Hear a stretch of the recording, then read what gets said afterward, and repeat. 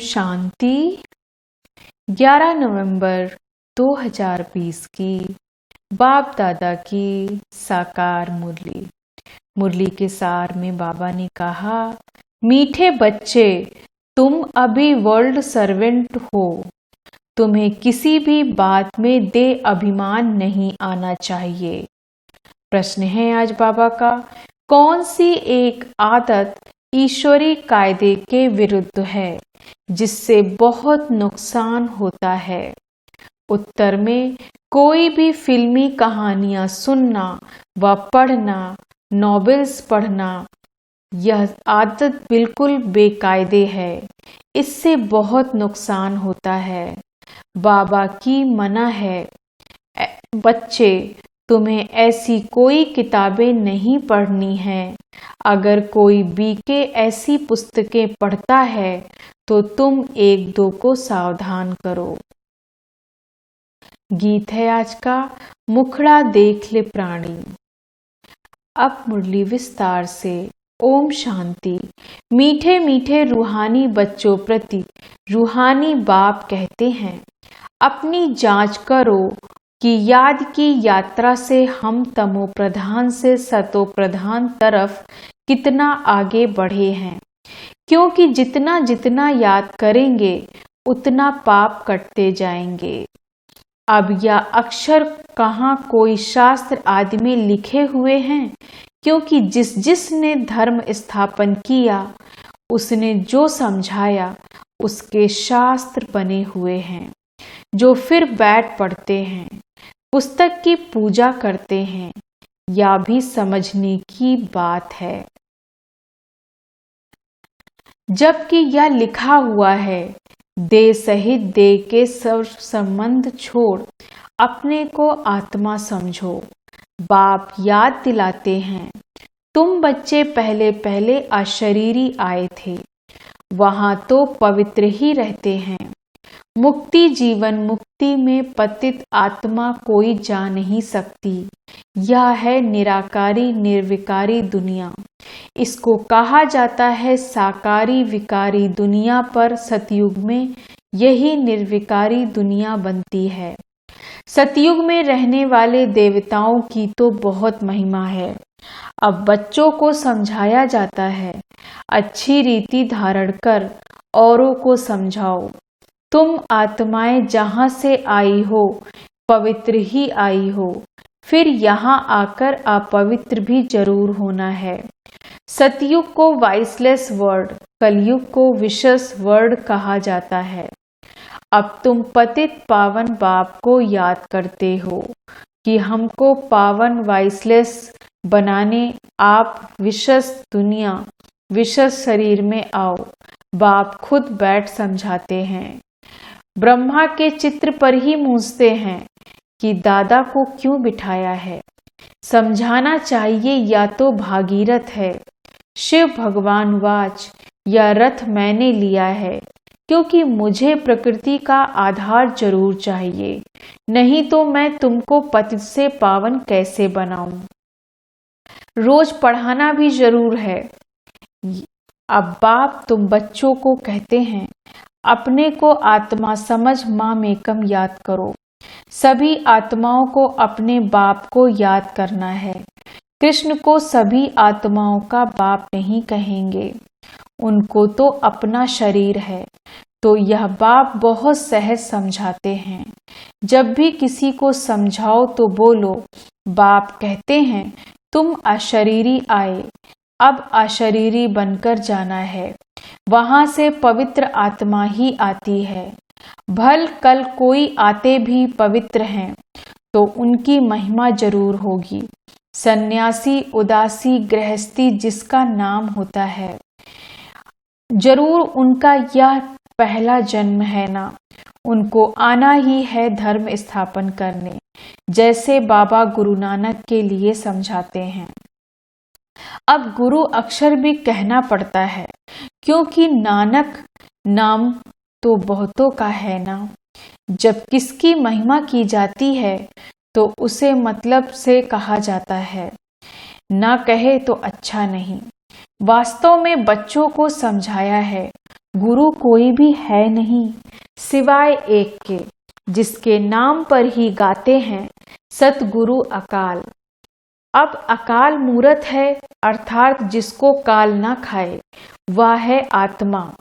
तब यह कहानियां आदि बैठ बनाई हैं। फिल्मी कहानियों की किताब, नॉवेल्स आदि भी बहुत पढ़ते हैं।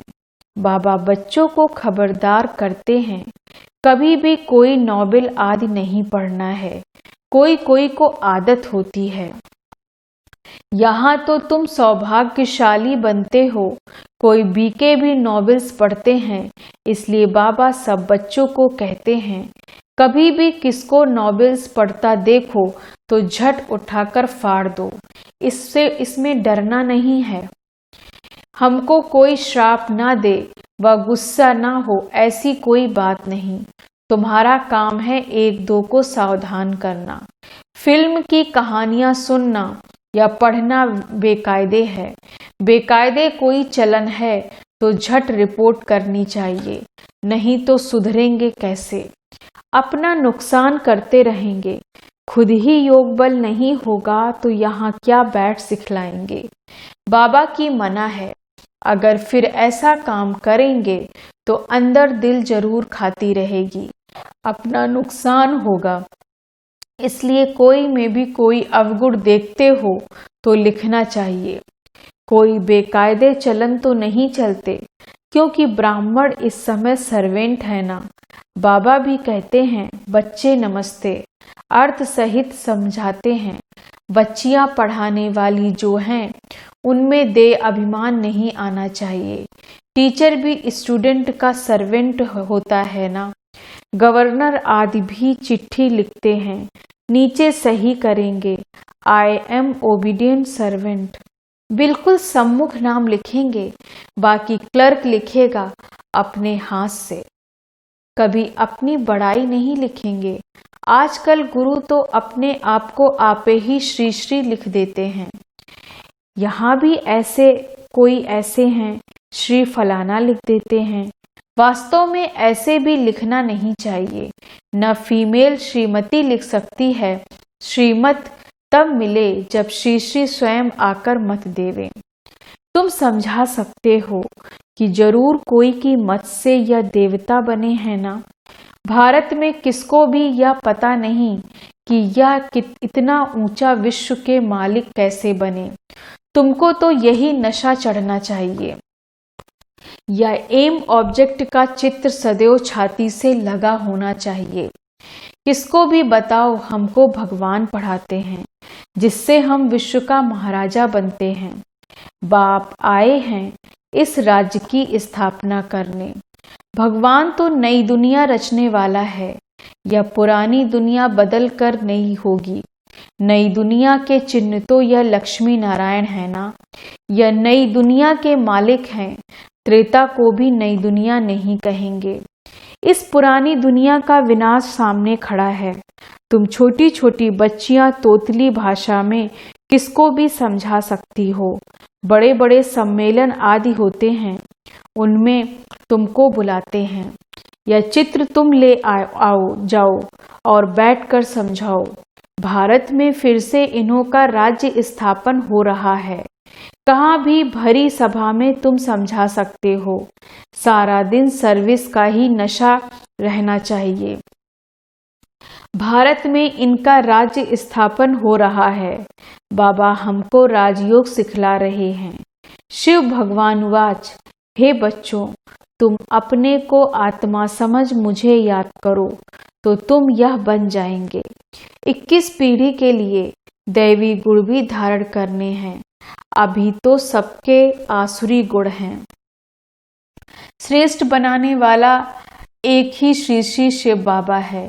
वही ऊंचते ऊंच बाप हमको पढ़ाते हैं। शिव भगवान वाच, मन मना भव। भागीरथ तो मशहूर है। भागीरथ को ही ब्रह्मा कहा जाता है, जिसको महावीर भी कहते हैं। यहाँ दिलवाड़ा मंदिर में बैठे हुए हैं ना, जैनी आदि जो मंदिर बनाने वाले हैं, वह कोई भी जानते थोड़े ही हैं। यह छोटी छोटी बच्चियां कोई से भी विजिट ले सकती हैं। अभी तुम बहुत श्रेष्ठ बन रहे हो।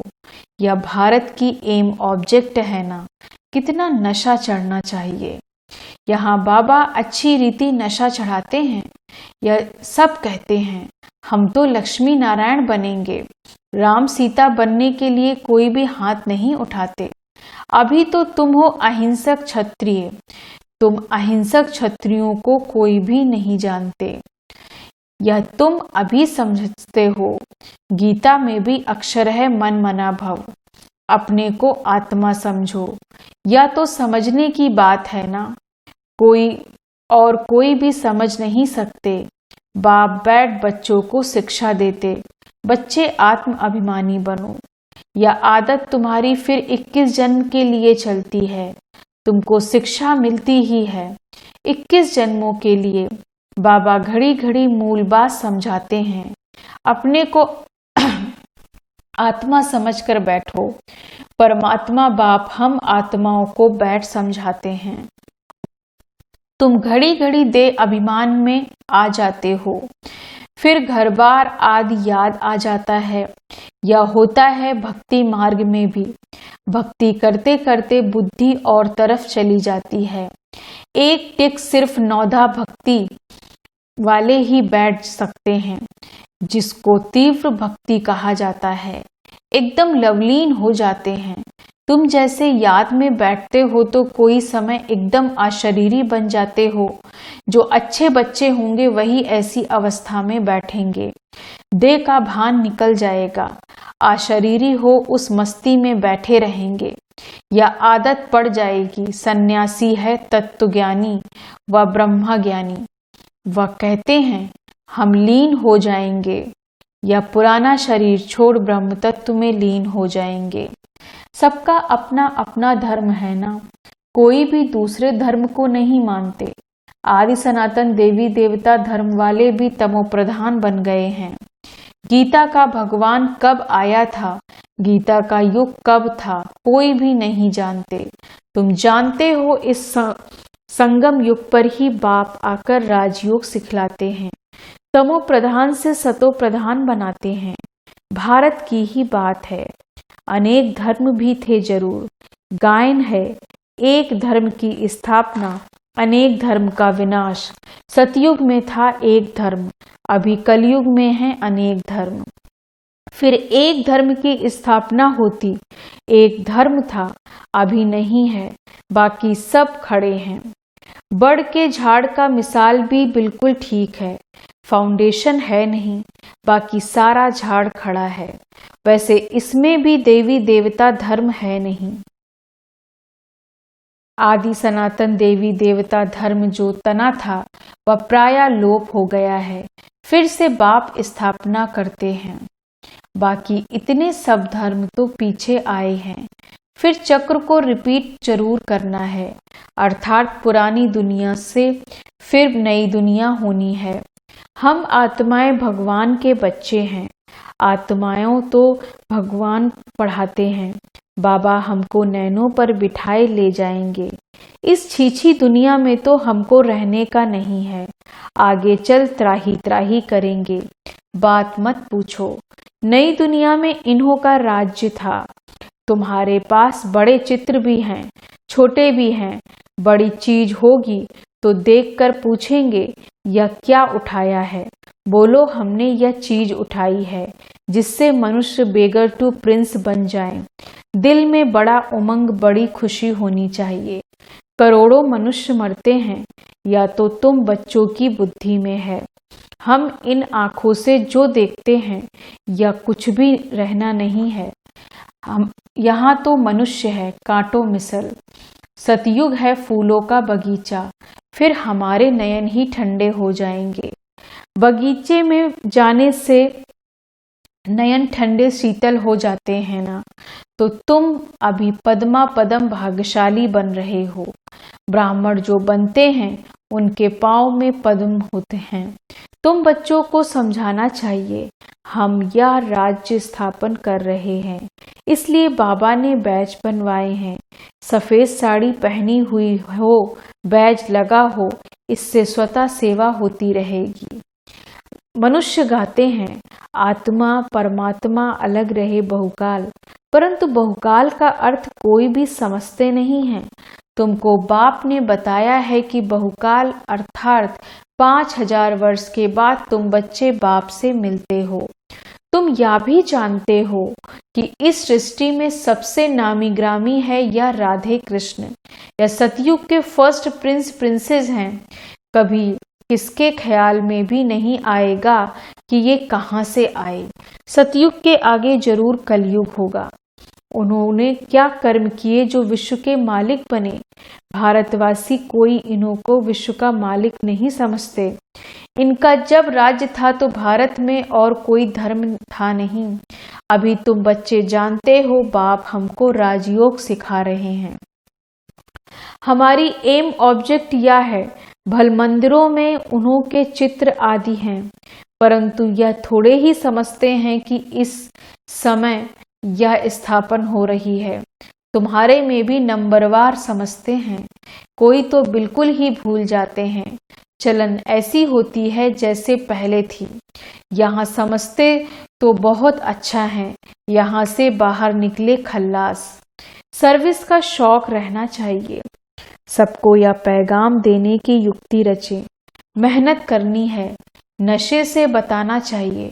शिव बाबा कहते हैं मुझे याद करो तो पाप मिट जाएंगे।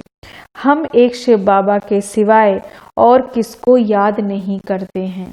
अच्छा, मीठे मीठे सिकी लदे बच्चों प्रति माता पिता बाप दादा का याद प्यार और गुड मॉर्निंग। रूहानी बाप की रूहानी बच्चों को नमस्ते। हम रूहानी बच्चों की रूहानी बाप दादा को गुड मॉर्निंग, नमस्ते नमस्ते नमस्ते।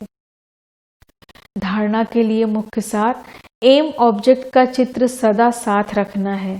नशा रहे कि अभी हम श्रीमत पर विश्व का मालिक बन रहे हैं। हम ऐसे फूलों के बगीचे में जाते हैं जहां हमारे नयन ही शीतल हो जाएंगे। दूसरी पॉइंट, सर्विस का बहुत बहुत शौक रखना है।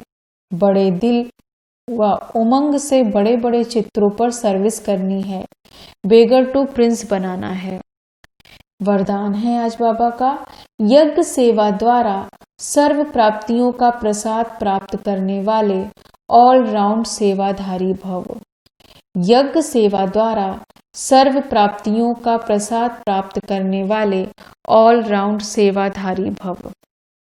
विस्तार से, संगम युग पर ऑलराउंड सेवा का चांस मिलना या भी ड्रामा में एक लिफ्ट है। जो प्यार से यज्ञ की ऑलराउंड सेवा करते हैं उन्हें सर्व प्राप्तियों का प्रसाद स्वतः प्राप्त हो जाता है। वे निर्विघ्न रहते हैं। एक बारी सेवा की और 1000 बार सेवा का फल प्राप्त हो गया। सदा स्थूल सूक्ष्म लंगर लगा रहे। किसी को भी संतुष्ट करना यह सबसे बड़ी सेवा है। मेहमान नवाजी करना यह सबसे बड़ा भाग्य है। स्लोगन है आज का, स्वमान में स्थित रहो तो अनेक प्रकार के अभिमान स्वतः समाप्त हो जाएंगे। स्वमान में स्थित रहो तो अनेक प्रकार के अभिमान स्वतः समाप्त हो जाएंगे। ओम शांति। धन्यवाद बाबा, धन्यवाद।